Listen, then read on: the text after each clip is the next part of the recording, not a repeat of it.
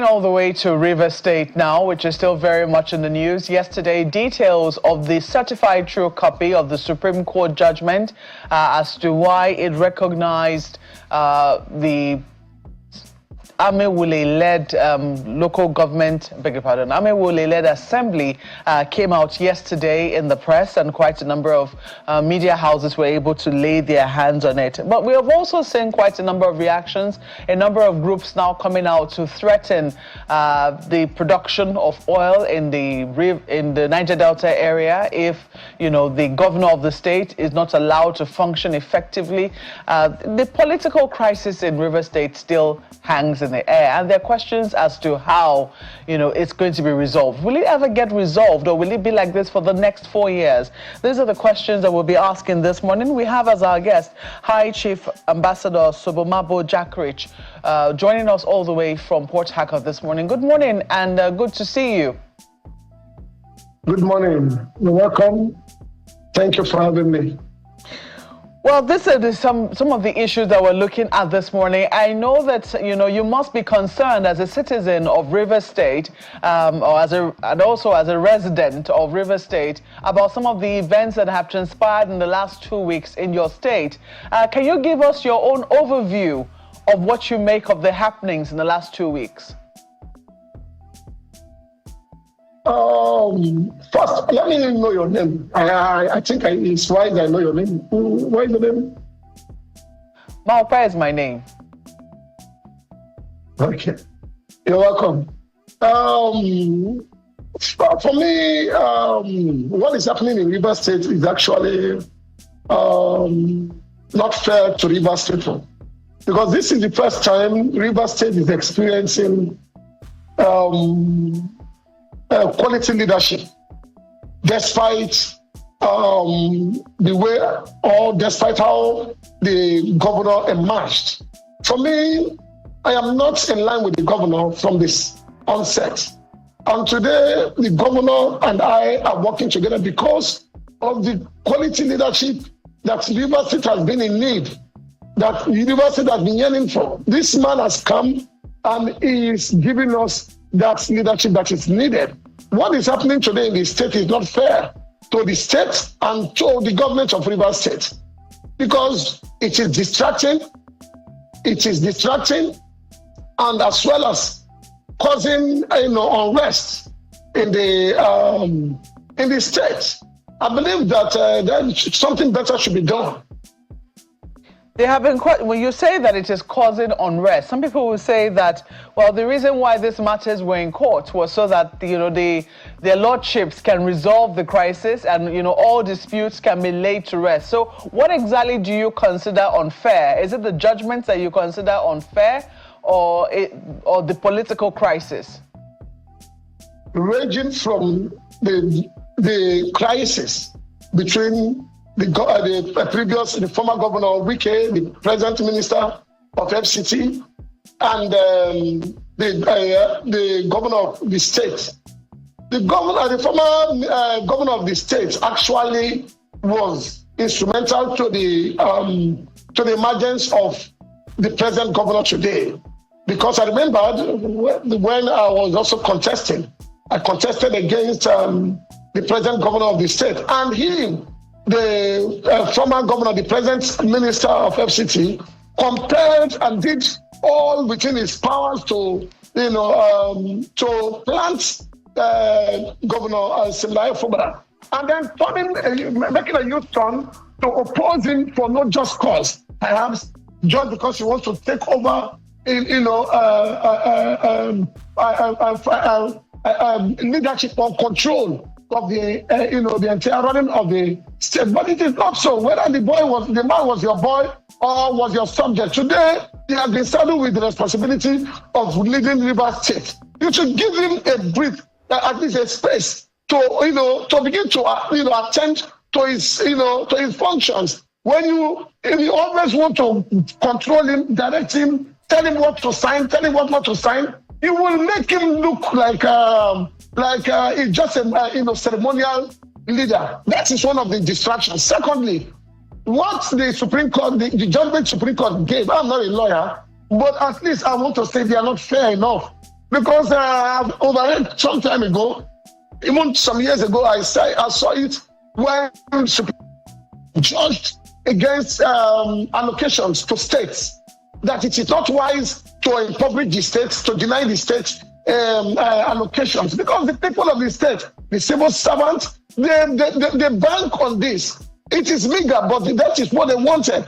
And you were telling me that they will go to work on daily basis, and when the month ends, they will not have access to funds, they will not survive. It means, in fact, it is it threatens, the existence of the people in the state, even not even just the government, or not even only the leadership of the state, but even the people themselves. They'll be living in abject fear because of the stealing rate will be increased, criminality will be increased, and all that. So you need to give them their little. This is so. For me, my own query is that why would the Supreme Court not look for another route to take and consider these people who could not even fend for themselves into this their judgment delivery? You've raised the fundamental issues, and part of what you have raised is the independence or not of His Excellency Governor Fubara. But it does appear that Governor Fubara has, tried to extricate himself from whatever, hold he was in. And some people say perhaps that was the beginning of, the crisis. But fundamentally, part of what we saw, yes, the Supreme Court judgment seems to have been in two parts: the local government decision, the decision on local government, and also the decision on the State House of Assembly, which was also in contention.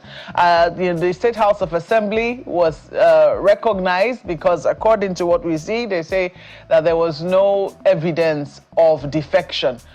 From your own interpretation, would you say that at least the fact that you now have in Rivers State one State House of Assembly legally recognized and functioning as such, does it also help in some way put an end to the crisis in the state?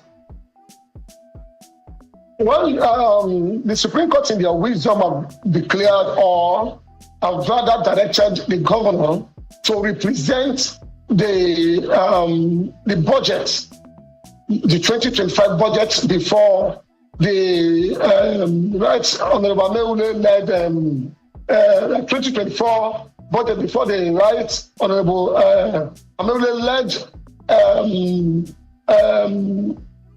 legislature. The truth is, that budget, for what I know, the little way I know, is a budget that was passed in 2024. We are already in a new year. We are already in 2025, and we should be looking at 2025. But in any case, whatever it is, if the Supreme Court so desire to have recognized the Ameule-led assembly, it is not a problem. The governor have already come out to say he is going to adhere to all the directive of the Supreme Court only when he has seen the CTC of the judgment. But before that, the governor even went ahead to direct the local government elected, or the former elected local government chairman, to hand over to the HIGs. Now that implies that the governor is in line with the directive of the Senate. He has not said no, even though according to him, he has reservations. He may not be happy with the art. Of course, everybody knew that the judgment perhaps may not go well with him or even his followers. But that does not mean the governor, who is a law-abiding citizen, who oppose the rule of law, will not adhere. He said he is going to, work in line with the directive of the Supreme Court, pending when he sees the CTC. And then again, the governor also made, an appeal. I saw it online. An appeal that asking the legislatives, the Ameule-led faction, to give him some time to be able to put this in. That is after citing the CTC. He cannot just act without seeing the content, seeing what's the full directive given or ruling given by the Supreme Court. And that is why I feel that what the Ameule-led faction is doing is they are blowing the whole thing. He is the governor of the state. He is their boss. They have to work together. There should be a synergy. There should be decorum. There should be respect for the office of the governor. They are, yes, at a very important arm of the government, but they should also understand that he is the number one citizen of the state. I remember that the previous years when the former governor, the FCT minister, was there, was the governor. These things were not happening because because of his way of rulership. He controls everything he wants to do with mind as if he is everything. But this time around, because they see this man is God-fearing, he respects the people, his humility is second to none. They want to take it as an advantage to begin to victimize him or begin to intimidate him, make him look as if he does not know his left from his right. Well, one of the things that a number of people will be wondering now is how do we take this further? At the end of the day, what does everyone want? Everybody wants peace in Rivers State. And so, in your own opinion, Mr. Jackridge, what do you see happening? How do you see the Assembly and the governor working together? There are those who will still say, look, at the end of the day, there's still a lot of politics going on. There's still a lot of legalese that may still follow this. But what would you advise, taking away the politics and the legalese and looking at the interests of the people of Rivers State? What would be your recommendation? Because clearly it seems like the lines are still drawn. Yes, the truth is that, judgment, these other people, they have come to inform the public their own understanding of the judgment. And that the judgment means for them to come, do and undo the people of the state, compel everyone to be subjected to them. Now, that shouldn't be the way out. What I expect is they knew that they don't have integrity or integrity. They don't have it. They lack those morals to begin to speak, even for the people. Legislative, that to the best of my knowledge, we declared that they are no more a party people. They are not of the PDP, but I saw it, that they are no more PDP, that they have not been capped to APC, went and took oath of allegiance, or what do you call it? You people are lawyers. They went to took the oath that they are no more PDP members again. And all of a sudden, coming back to go behind, wanting to take another, or are they taking another oath again, claiming that they did not defect. That is to tell you they lack the moral, they don't have integrity. And I believe that this is how politics is. They can call black white. Just like I'm already, yesterday I did the press release talking about their sinister moves to frame me up. Because why? I have followers and I declare support for the governor, saying the credibility has brought to them. Initially, we don't have what they call stewardship. But the governor's leadership is such that everybody, even the layman, can see and say, no, this is what they want. And that is what endears the people to him. So the people should come down low and lay out to the governor. See how they can shut away from the government is always on the side of the people. But they are looking for violence. They are looking for bloodshed. Let me remind you, sir. Do you know that all this period of time the governor has been in charge, there has never been a bloodshed.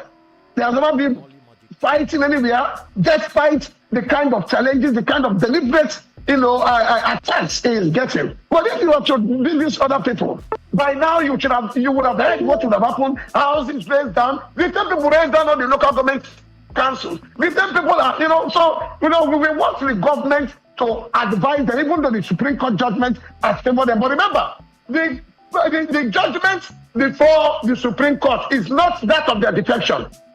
Now there is a defection case that was ongoing at the Federal High Court that was stopped. So that one is a different case from this. The Supreme Court only directed that the governor should, since there are 3 or 4 members that have been managing. Just a quick one, Mr. Jackridge, because you've raised quite a number of issues, and I just want to quickly follow up on them before we go on to the next item.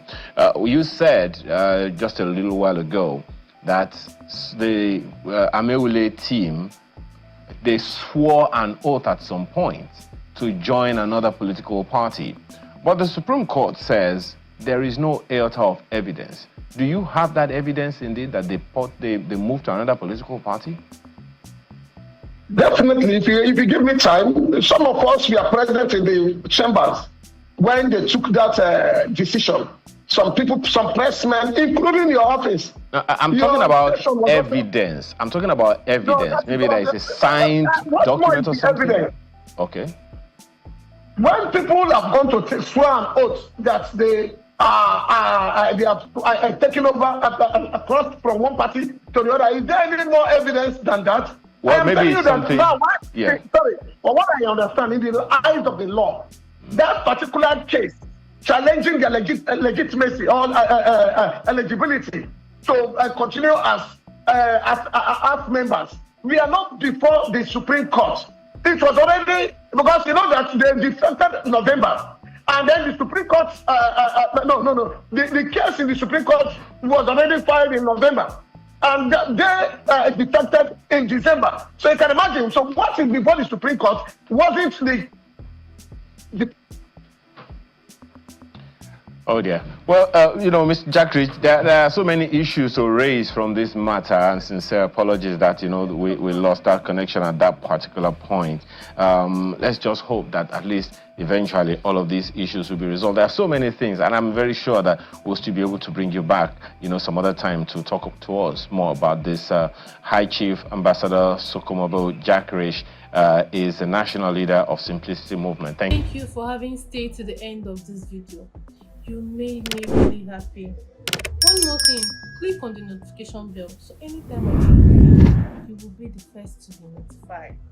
See you on the next one.